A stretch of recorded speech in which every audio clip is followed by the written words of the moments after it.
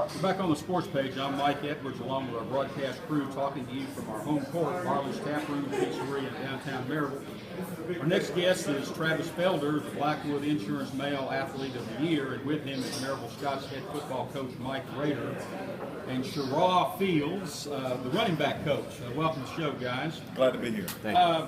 Eric, tell us a little bit about this fine running back, Travis Felder. I looked over his statistics here. Unbelievable year by him. Yeah, once again, the title of running back is an outstanding young man. What I'm excited about is this Thursday was named our 2014 J.D. Davis Award winner, and along with Taylor Emerson at college and a soccer player. And he's going to have a wheelbarrow to take back to Orange Park, Florida, with all the accolades that he's getting over the last couple of weeks. And just proud of him and watching him just excel over the last 2 years, especially with Coach Rader and his staff.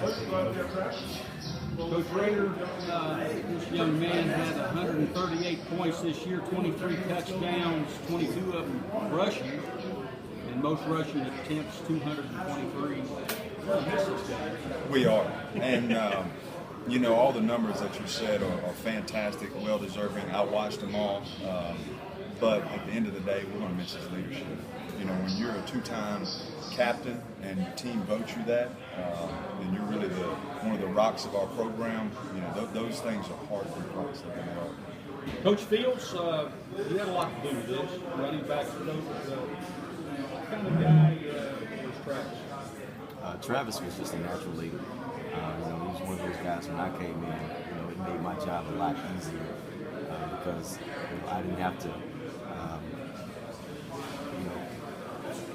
I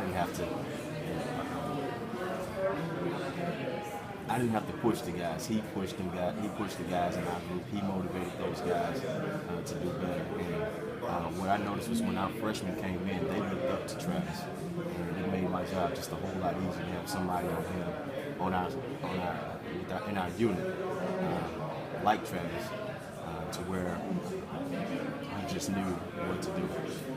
Travis, first of all, congratulations on the award. Thank you very much. We've had several of them this spring. Your career, what's been the most memorable moment? That's hard to say, like, to put everything I've done in one specific moment. But I'd say last year we beat Fair, like our last game of the year, and seeing like all my teammates, seeing the scenes that I came to, and like I was looking up to them, seeing them so excited and so happy about having a winning season, and putting something in the record books that hadn't been done in 80-something years, winning a conference championship in a week.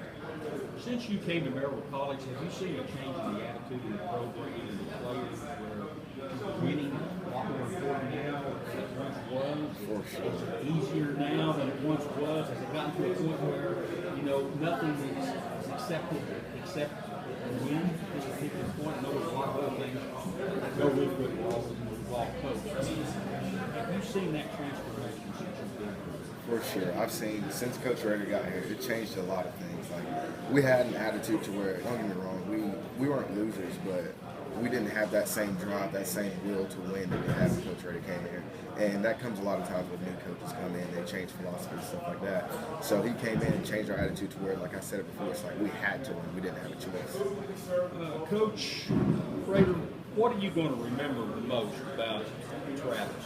What are you going to remember from how honesty on and off the field? What will you take away from it? You know, I was thinking about that this morning when I was getting dressed because I knew I'd probably get asked that question. But I remember one thing specifically, and I don't know if he remembers this, but we had just, my first year here, we were 1-3, 1-4. I can't remember exactly where we were. And he's knocking on my door asking, what could he do? What could, you know, how do we get this figured out? And we were close. We had just played Christopher, who went on to be co-champs with us that year. We had just taken a tough loss. And like he was alluding to, it was the kids wanted to win. They just didn't know how to finish and be winners. And then from that moment on, we won 5 out of our last 6 and went on to be co-champs that year. And that's just one story of the many types of leadership. You know, and really what I asked him to do in that moment was just stay focused, man, believe, and keep everybody somebody else believing, because that's a powerful thing, is just to have that belief that you're going to win. Coach Fields, will losing a player of this caliber live off his way?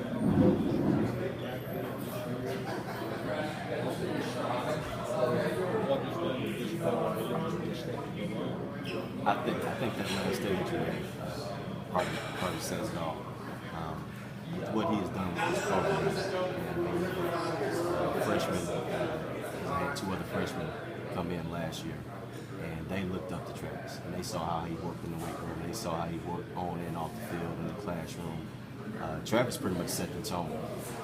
So looking at next year, I don't think my style will change. We're going to miss Travis, but I think the legacy he's left will carry on through next year's class and beyond. Travis, talk a little bit about your offensive line. They play a little role in this. Yeah. Like it was so impressive this year because the guys we had this year all came back from the year before. So it makes it a lot easier in my job to where if I don't get touched for 5 yards, it makes me look good already. So it's a lot easier. I mean, I had Rance Hightower, who was an All-American. I had Tyler Daly, Dalton Stevens, Competence. And then it's just so impressive to have all these guys just come out of the way for me, just to look good. And they don't get the glory that I get because I get awards and such like that. But when I run through, when I score a touchdown, there's a coach who are there and they're excited, more excited than I am when I score. I just want to high five and love all on them. Looking at the full picture, I'm not here. Into that kind of How about the degree? I mean, I did get my degree, that's for sure. I'm trying to get a job like a teacher, so you know, I've learned to accept what happens and kind of do what I can to make myself better. A lot of things you don't have a control over, like the people who come in your life, you don't have control over that, but you can control the experiences you have, kind of leading yourself in the right direction so good things happen to you.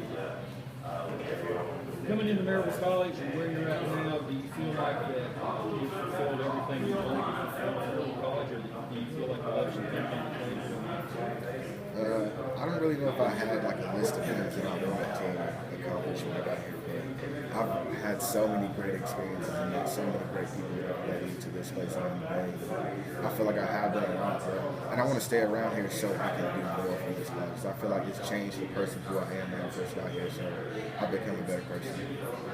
Coach Rader, before we leave, tell us a little bit about spring practice.